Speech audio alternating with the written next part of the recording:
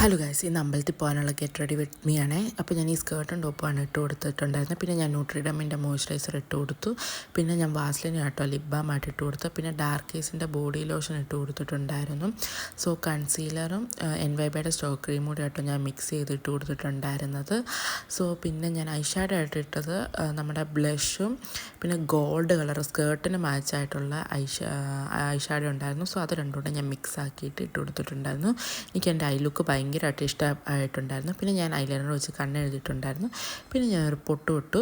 പിന്നെ ഞാൻ യൂസ് ചെയ്ത ലിപ്സ്റ്റിക് എന്ന് പറയുന്നത് ഡാസ്ലറിൻ്റെ വൈറലായിട്ടുള്ള DL25 എന്ന് പറഞ്ഞിട്ടുള്ള ഷെയ്ഡില്ലേ, അതായിട്ട് ഇട്ട് കൊടുത്തു. അതെൻ്റെ വൺ ഓഫ് മൈ ഫേവറേറ്റ് ആണ്.